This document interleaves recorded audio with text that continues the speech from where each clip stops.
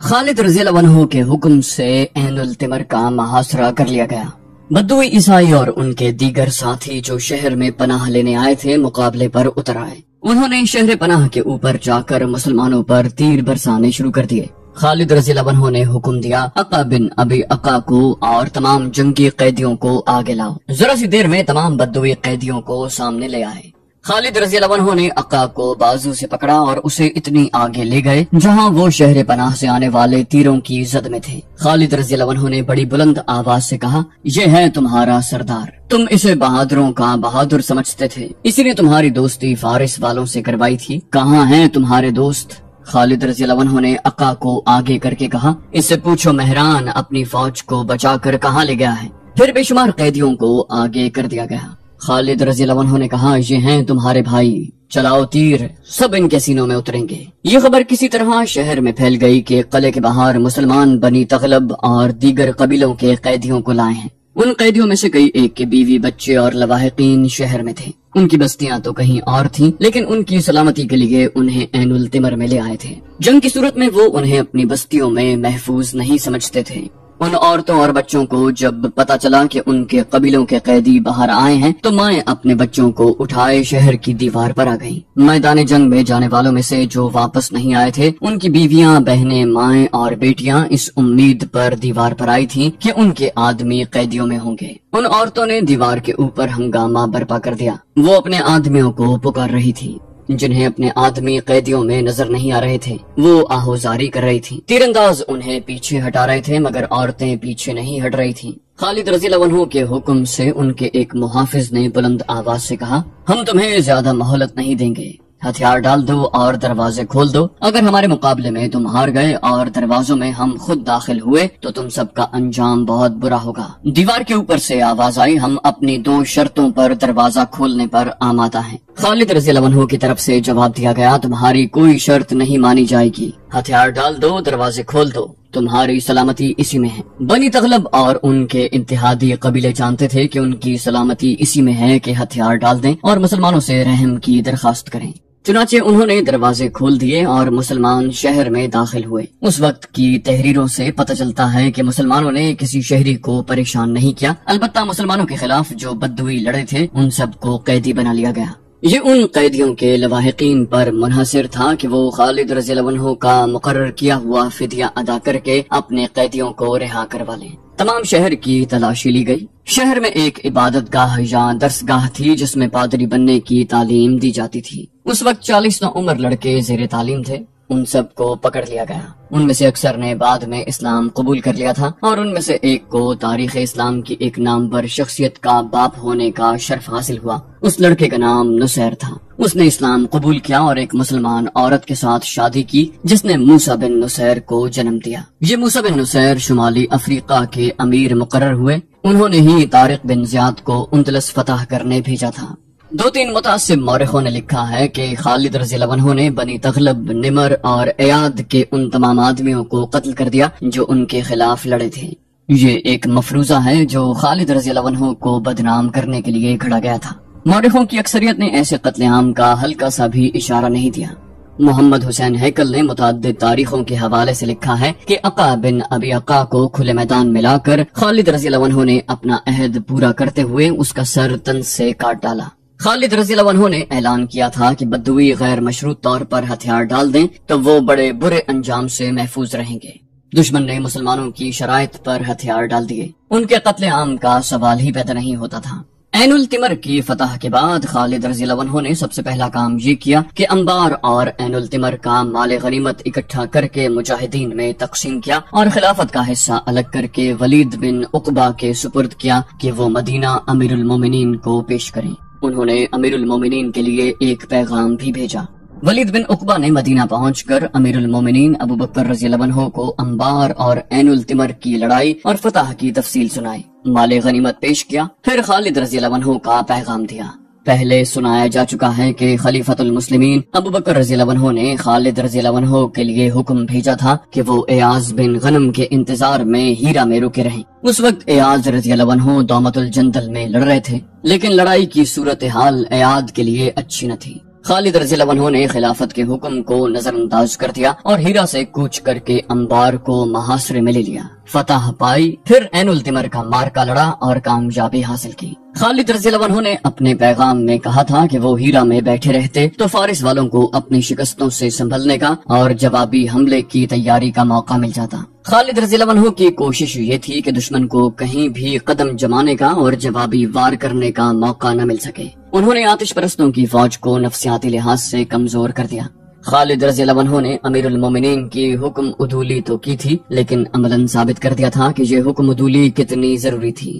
Ayad بن غنم ابھی تک دومت الجندل میں پھنسے ہوئے تھے اور ان کی کامیابی کی توقع بہت کم تھی۔ خالد رضی اللہ عنہ نے جو مناسب سمجھا وہ کیا۔ خلیفہ ابوبکر رضی اللہ عنہ نے ولید بن عقبہ سے کہا، اس نے جو سوچا تھا وہی ہوا۔ ایاد کی طرف سے اطلاعیں آ رہی ہیں، وہ امید افزا نہیں۔ دومت الجندل پر ہمارا قبضہ بہت ضروری تھا، لیکن اب مجھے ایاد کے متعلق تشویش ہونے لگی ہے۔ ابن عقبہ، تم عین التمر واپس نہ جاؤ، دومت الجندل چلے جاؤ اور وہاں کی صورتحال دیکھ کر خالد کے پاس جاؤ اور اسے کہو کہ ایاد کی مدد کو پہنچے۔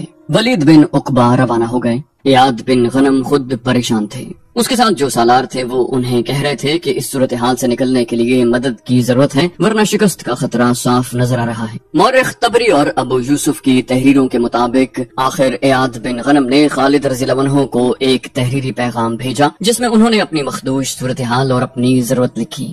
ولید بن عقبہ بھی ایاد کے پاس پہنچ گئے۔ ان کا جلدی پہنچنا آسان نہ تھا۔ مدینہ سے دومت الجندل کا فاصلہ 300 میل سے کچھ کم تھا اور زیادہ تر علاقہ صحرائی تھا، پہنچنا جلد تھا۔ ولید جب ایاد کے پاس پہنچے تو وہ جیسے ہوش و حواس میں نہیں تھے۔ انہوں نے آرام کی نہ سوچی، ایاد کی صورتحال دیکھی۔ ایاد بن غنم نے ولید بن عقبہ سے کہا، میں نے خالد کو مدد کے لیے کل ہی پیغام بھیجا ہے، معلوم نہیں وہ خود کس حال میں ہیں، لیکن میرے لیے اور کوئی چارہ نہیں، تم دیکھ رہے ہو۔ ولید نے کہا، الحمدللہ۔ خالد نے آتش پرستوں کی شہنشاہی اور ان کی جنگی طاقت کو جڑوں سے اکھاڑ پھینکا ہے۔ امیر المومنین نے مجھے تمہارے پاس بھیجا ہے کہ تمہاری ضرورت کا جائزہ لے کر انہیں بتاؤں، لیکن تمہیں فوری مدد کی ضرورت ہے۔ میں مدینہ جانے کے بجائے عین التمر چلا جاتا ہوں، خالد تمہاری مدد کو آئے گا۔ یہ اس دور کی فرض شناسی اور جذبہ تھا جس میں خوشامد دکھاوے اور کام چوری کا ذرا سا بھی عمل دخل نہ تھا۔ ولید بن عقبہ نے یہ نہ سوچا کہ وہ واپس مدینے جائیں اور خلیفہ کے حکم کے مطابق انہیں اپنی کارگزاری بڑھا چڑھا کر سنائیں اور ساتھ یہ کہیں کہ حضور ایاد تو بڑا نالائق سالار ہے، اگر اس کی جگہ میں ہوتا تو یوں کرتا۔ مگر ولید نے دیکھا کہ صورتحال مخدوش ہے تو وہ اپنے حاکم خود بن گئے اور مدینے کی بجائے عین التمر کو گھوڑا دوڑا دیا۔ ان کے سامنے پورے 300 میل صحرائی مسافت تھی۔ عراق اور شام کے صحرا اسی علاقے میں ملتے اور مسافروں کے لیے جان کا خطرہ بن جاتے۔ ولید نے اپنے گھوڑے پر، اپنے آپ پر، اپنے 4 محافظوں اور ان کے گھوڑوں پر یہ ظلم کیا کہ کم سے کم آرام کے لیے کہیں رکے۔ وہ موسم گرمی کے عروج کا تھا، مہینہ اگست 633 عیسوی تھا۔ دومت الجندل بہت بڑا تجارتی شہر تھا، دور دراز ممالک کے تاجر یہاں آیا کرتے تھے۔ تجارت کے علاوہ یا تجارت کی بدولت اس شہر کو دولت اور زر و جواہرات کا مرکز سمجھا جاتا۔ رسول اکرم صلی اللہ علیہ وسلم نے اس شہر اور اس سے ملنے والی شاہراہوں کی جغرافیائی پوزیشن دیکھ کر اس پر فوج کشی کی تھی۔ یہ مہم غزوہ تبوک کے نام سے مشہور ہوئی۔ اس وقت دومت الجندل کا حاکم اور قلعہ دار عقیدر بن مالک تھا۔ اس نے مسلمانوں کا مقابلہ بے جگری سے کیا تھا۔ خالد رضی اللہ عنہ بھی اس مارکے میں شریک تھے۔ انہوں نے عقیدر کو غیر معمولی شجاعت کا مظاہرہ کرتے ہوئے زندہ پکڑ لیا تھا اور اس کے سپاہ نے ہتھیار ڈال دیے تھے۔ عقیدر بن عبد الملک نے رسول کریم صلی اللہ علیہ وسلم کی اطاعت قبول کر لی اور وفاداری کا حلف اٹھایا۔ اس نے اسلام بھی قبول کر لیا تھا۔ اس طرح یہ اتنا بڑا شہر مسلمانوں کے زیر نگیں آ گیا۔ رسول اللہ صلی اللہ علیہ وسلم کی وفات کے ساتھ ہی ارتداد کا فتنہ طوفان کی طرح اٹھا۔ عقیدر بھی مدینے سے منحرف ہو گیا اور اس نے اطاعت اور وفاداری کے معاہدے کو الگ پھینک دیا۔ اس نے دومت الجندل کو ایک ریاست بنا لیا جس کے باشندے بھی عیسائی تھے اور بت پرست بھی۔ عیسائیوں کا سب سے بڑا اور طاقتور قبیلہ کلب تھا۔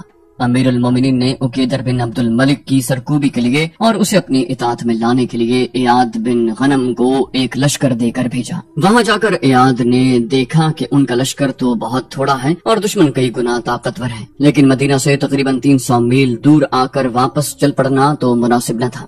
دومت الجندل کی دیوار اونچی اور مضبوط تھی، پورا شہر بڑا مضبوط قلعہ تھا۔ ایاد رضی اللہ عنہ نے شہر کا محاصرہ کیا جو مکمل نہ تھا۔ ایک طرف راستہ کھلا تھا، اکیدر کی سپاہ کی کچھ نفری خالی طرف سے آتی اور مسلمانوں پر حملہ کرتی۔ کچھ دیر لڑائی ہوتی اور یہ نفری بھاگ کر قلعے میں چلی جاتی۔ ان حملوں کے علاوہ قلعے کی دیواروں سے مسلمانوں پر تیروں کا مہ برستا رہا اور اس کے جواب میں مسلمان تیر انداز دیواروں پر تیر پھینکتے رہے۔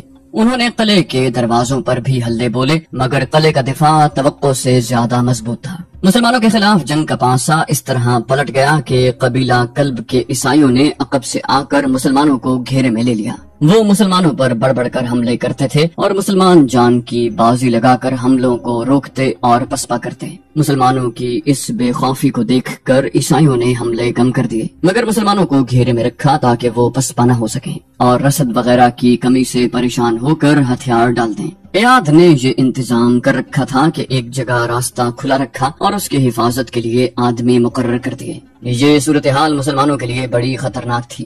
ان کا جانی نقصان خاصا ہو چکا تھا۔ زخمیوں اور شہیدوں کی تعداد بڑھتی جا رہی تھی۔ مسلمان زندہ رہنے کے لیے لڑ رہے تھے۔ صاف نظر آ رہا تھا کہ شکست انہی کی ہوگی۔ دن پر دن گزرتے جا رہے تھے۔ خالد رضی اللہ عنہ عین التمر کو اپنے انتظام میں لانے کے کام سے فارغ ہو چکے تھے۔ انہوں نے امال مقرر کر دیے تھے۔ 2-4 دنوں میں ہی وہاں کے شہریوں کو یقین ہو گیا تھا کہ مسلمان نہ انہیں زبردستی مسلمان بنا رہے ہیں، نہ ان کے حقوق پامال کر رہے ہیں، نہ ان کی عورتوں پر بری نظر رکھتے ہیں اور ان کے گھر اور اموال بھی محفوظ ہیں۔ اس لیے وہ اسلامی حکومت کے وفادار بن گئے۔ خالد رضی اللہ عنہ کے پاس ایاد بن غنم کا قاصد پہنچا اور ان کا تحریری پیغام دیا۔ ایاد جس مصیبت میں پھنس گئے تھے وہ لکھی تھی، تفصیل قاصد نے بیان کی۔ دوسرے ہی دن ولید بن عقبہ پہنچ گئے۔ انہوں نے خالد رضی اللہ عنہ سے کہا کہ ایک گھڑی جو گزرتی ہے وہ ایاد اور اس کے مجاہدین کو شکست اور موت کے قریب دھکیل جاتی ہے۔ خالد رضی اللہ عنہ نے پرجوش لہجے میں کہا، شکست؟ خدا کی قسم، اسلام کی تاریخ میں شکست کا لفظ نہیں آنا چاہیے۔ کیا عقیدر بن عبد الملک مجھے بھول گیا ہے؟ کیا وہ ہمارے رسول اللہ صلی اللہ علیہ وسلم کو بھول گیا ہے جنہوں نے اسے اطاعت پر مجبور کیا تھا؟ کیا وہ ہمارے اللہ کو بھول گیا ہے جس نے ہمیں اس پر فتح عطا فرمائی تھی؟ تاریخ شاہد ہے کہ بدلے ہیں تو انسان بدلے ہیں، اللہ نہیں بدلا۔ اللہ نے فتوحات کو شکستوں میں اس وقت بدلا تھا جب مسلمان بدل گئے تھے اور خدا کے بندوں کے خدا بن گئے تھے۔ خالد رضی اللہ عنہ نے ایاد بن غنم کو پیغام کا تحریری جواب دیا۔ اس دور میں عربوں کی تحریروں کا انداز شاعرانہ ہوا کرتا تھا۔ مورخوں نے لکھا ہے کہ خالد رضی اللہ عنہ کا جواب منظوم انداز میں تھا۔ انہوں نے لکھا، من جانب خالد بن ولید بنام ایاد بن غنم، میں تیرے پاس بہت تیز پہنچ رہا ہوں۔ تیرے پاس اونٹنیاں آ رہی ہیں جن پر کالے اور زہریلے ناگ سوار ہیں، فوج کے دستے ہیں جن کے پیچھے بھی دستے، آگے بھی دستے ہیں، ذرا صبر کرو۔ گھوڑے ہوا کی رفتار سے آ رہے ہیں، ان پر تلواریں لہرانے والے شیر سوار ہیں، دستوں کے پیچھے دستے آ رہے ہیں۔ پیغام کا جواب قاصد کو دے کر خالد رضی اللہ عنہ نے اسے کہا کہ وہ جتنی تیزی سے آیا تھا اس سے زیادہ تیز دومت الجندل پہنچے اور ایاد کو تسلی دے۔ اس کے ساتھ ہی انہوں نے اپنے ایک نائب سالار اویم بن کاہل سلمہ کو بلایا۔ خالد رضی اللہ عنہ نے کہا، ابن کاہل سلمہ، کیا تو جانتا ہے کہ میں تجھے کتنی بڑی ذمہ داری سونپ رہا ہوں؟ اویم نے کہا، اللہ مجھے ہر اس ذمہ داری کو نبھانے کی ہمت اور عقل عطا فرمائے جو مجھے سونپی جائے۔ میری ذمہ داری کیا ہوگی ابن ولید؟ خالد رضی اللہ عنہ نے کہا، عین التمر، اس کا انتظام اور اس کی حفاظت۔ اندر سے بغاوت اٹھ سکتی ہے، باہر سے حملہ ہو سکتا ہے۔ میں تجھے اپنا نائب بنا کر دومت الجندل جا رہا ہوں۔ ایاد بن غنم مشکل میں ہے۔ اویم نے کہا، اللہ تجھے سلامتی عطا کرے، عین التمر کو اللہ کی امان میں سمجھ۔ خالد رضی اللہ عنہ کے ساتھ ابتدا میں جو سپاہ تھی وہ جانی نقصان کے علاوہ اس وجہ سے بھی کم ہو گئی کہ ہر مفتوحہ جگہ 1-2 دستے چھوڑ دیے گئے تھے۔ عین التمر تک پہنچتے نفری اور کم ہو گئی۔ اس علاقے کے مسلمان باشندوں سے نفری بڑھانے کی کوشش کی گئی تھی لیکن ان کی تعداد زیادہ نہ تھی۔ کچھ نو مسلم بھی سپاہ میں شامل ہو گئے تھے لیکن ابھی ان پر پوری طرح اعتماد نہیں کیا جا سکتا تھا۔ خالد رضی اللہ عنہ نے کچھ دستے عین التمر میں چھوڑے، 6000 سوار اپنے ساتھ لیے اور دومت الجندل کو روانہ ہو گئے۔ فاصلہ 300 میل تھا۔ خالد رضی اللہ عنہ نے 300 میل کی یہ صحرائی مسافت صرف 10 دنوں میں طے کر لی۔ وہ ابھی راستے میں تھے کہ جب عقیدر کے آدمیوں نے اس لشکر کو دیکھ لیا۔ وہ مسافر ہوں گے۔ انہوں نے خالد رضی اللہ عنہ کے پہنچنے سے پہلے دومت الجندل میں اطلاع دے دی کہ مسلمانوں کا ایک لشکر آ رہا ہے۔ بعض مورخوں نے یہ بھی لکھا ہے کہ دومت الجندل والوں کو یہ بھی پتہ چل گیا تھا کہ اس اسلامی لشکر کے سالار اعلیٰ خالد رضی اللہ عنہ ہیں۔ उस वक्त तक ईसाइयों के 3 बड़े कबीले बनु कल्ब, बनु बहरा और बनु गुस्सान जंग में शरीक थे। उकैदर बिन अब्दुल मलिक को इत्तला मिली तो उसने बड़ी उजलत से ईसाइयों और बुत परस्तों के छोटे छोटे कबीलों को भी जंग में शरीक होने के लिए बुलावा भेज दिया। खालिद रज़ियल्लाहु अन्हु के पहुंचने तक उन छोटे कबीलों ने अपने आदमी भेजने शुरू कर दिए थे। खालिद रज़ियल्लाहु अन्हु तूफान की मानिंद पहुंचे। मुजाहिदीन ने खालिद रज़ियल्लाहु अन्हु के कहने पर जोश खरोश से नारे लगाने शुरू कर दिए। इयाद बिन गनम के लश्कर ने ये नारे सुने तो सारे लश्कर ने नारे लगाए। उनके हारे हुए हौसले तरोताजा हो गए। खालिद रज़ियल्लाहु अन्हु ने मैदान जंग का जायजा लिया, फिर किले के इर्द गिर्द घोड़ा दौड़ाकर किले की दीवारों का जायजा लिया और किले की दीवारों पर खड़े दुश्मन को देखा। दुश्मन की फौज के 2 हिस्से थे। एक का सालार आला उकैदर बिन अब्दुल मलिक और दूसरे का जोदी बिन रबिया था जो किले के बाहर था। किले के बाहर उन छोटे छोटे कबीलों के आदमी भी जमा हो गए थे जो उकैदर के बुलावे पर अभी अभी आए थे। उनके लिए किले का कोई दरवाजा न खुला क्योंकि खालिद रज़ियल्लाहु अन्हु की आमद किले के लिए बड़ी खतरनाक थी। खालिद रज़ियल्लाहु अन्हु एक दहशत का दूसरा नाम था। खालिद रज़ियल्लाहु अन्हु दुश्मन पर जो नफ्सियाती वार करते थे उसका असर मुस्तकिल होता था। ऐसा ही एक जख्म उकैदर बिन अब्दुल मलिक पहले ही खालिद रज़ियल्लाहु अन्हु के हाथों खा चुका था। खालिद रज़ियल्लाहु अन्हु तो सोच रहे थे कि वो किले में किस तरह दाखिल हो सकते हैं, लेकिन उनकी दहशत किले के अंदर पहुंच चुकी थी। उकैदर ने ईसाई सरदारों को बुला रखा था और उन्हें कह रहा था कि वो खालिद रज़ियल्लाहु अन्हु से टक्कर न लें और सुलह कर लें। ईसाई सरदार उसका मशवरा नहीं मान रहे थे। तकरीबन तमाम मौरखों ने उसके ये अल्फाज लिखे हैं, मेरे दोस्तों, खालिद से जितना मैं वाकिफ हूँ उतना तुम नहीं हो। मैं नहीं बता सकता कि उसमें कैसी ताकत है। मैं इतना जानता हूँ कि किस्मत हर मैदान में उसके साथ होती है। मैदान जंग का और कलों की तस्खीर का जो कमाल उसमें है वो किसी और में नहीं। तुम सोच रहे होगे और वो तुम्हारे सर पर खड़ा होगा। खालिद के मुकाबले में जो कौम आती है, खा ताकतवर खा कमजोर, वो खालिद के हाथों पिट जाती है। मेरा मशवरा तस्लीम करो और खालिद से सुलह कर लो। ईसाइयों ने खालिद रज़ियल्लाहु अन्हु से शिकस्तें खाई थी, वो इंतकाम लेना चाहते थे। उकैदर ने कहा, तुम उससे लड़ोगे तो हार जाओगे, फिर वो तुम पर रहम नहीं करेगा। अगर लड़े बगैर सुलह कर लोगे तो वो तुम्हारी जान, तुम्हारी औरतों और तुम्हारे अमवाल की हिफाजत करेगा, मगर तुम उसका मुकाबला कर ही नहीं सकते क्योंकि तुम उसकी चालें नहीं समझते। ईसाई सरदारों ने मुत्तफिक का फैसला दे दिया, हम लड़े बगैर शिकस्त तस्लीम नहीं करेंगे। उकैदर ने कहा, फिर तुम मेरे बगैर लड़ोगे, मैं इतना बड़ा शहर तबाह नहीं करवाऊंगा। ईसाई सरदार लड़ने के इरादे से चले गए। उन्हें उकैदर के इरादों का इसके सिवा कुछ इल्म नहीं था कि वो लड़ना नहीं चाहता। रात का पहला पहर था। खालिद रज़ियल्लाहु अन्हु का सालार आसिम बिन अमर किले के उस तरफ गश्त पर फिर रहा था जिधर इलाका खाली था। उसे 4-5 आदमी किले से निकलकर उस खुले इलाके में आते दिखाई दिए। वो साए से लगते थे। आसिम बिन अमर के साथ चंद एक मुहाफिज थे। उन्हें आसिम ने कहा कि उन आदमियों को घेरे में लेकर रोक लें। मुहाफिजों को मालूम था कि किस तरह बिखर कर घेरा डाला जाता है। वो आदमी खुद ही रुक गए। सालार आसिम उन तक पहुँचे। उनमें से एक ने कहा, मैं दौमतुल जंदल का हाकिम उकैदर बिन अब्दुल मलिक हूँ। आसिम ने कहा, अपने और अपने आदमियों के हथियार मेरे आदमियों के हवाले कर दो। उकैदर ने अपनी तलवार एक मुहाफिज के हवाले करते हुए कहा, मुझे खालिद के पास ले चलो, मैं नहीं लड़ूंगा, खालिद के साथ सुलह की बात करूंगा। खालिद रज़ियल्लाहु अन्हु ने अपने खेमे में उसकी बात को सुनकर कहा, मैं तुम्हें माफ नहीं कर सकता इब्ने अब्दुल मलिक, तू मेरा मुजरिम नहीं, मेरे रसूल सल्लल्लाहु अलैहि वसल्लम का मुजरिम है। तूने अल्लाह के रसूल सल्लल्लाहु अलैहि वसल्लम से बदअहदी की थी। तूने इस्लाम कबूल किया, फिर इर्तिदाद के सरदारों से जा मिला। उकैदर ने अपनी सफाई में बहुत कुछ कहा, बहुत कुछ पेश किया। ईसाई कबीलों से ला ताल्लुक हो जाने का अहद किया। खालिद रज़ियल्लाहु अन्हु ने कहा, ये दुश्मनी मेरी और तेरी होती तो तुझे बख्श देने से कोई न रोक सकता, मगर तू मेरे रसूल सल्लल्लाहु अलैहि वसल्लम का, मेरे मजहब का दुश्मन था। खुदा की कसम, मैं तुझे बख्श नहीं सकता, तुझे जिंदा रहने का कोई हक नहीं दे सकता। खालिद रज़ियल्लाहु अन्हु ने हुक्म दिया, ले जाओ इसे, कल का सूरज इसे जिंदा न देखे।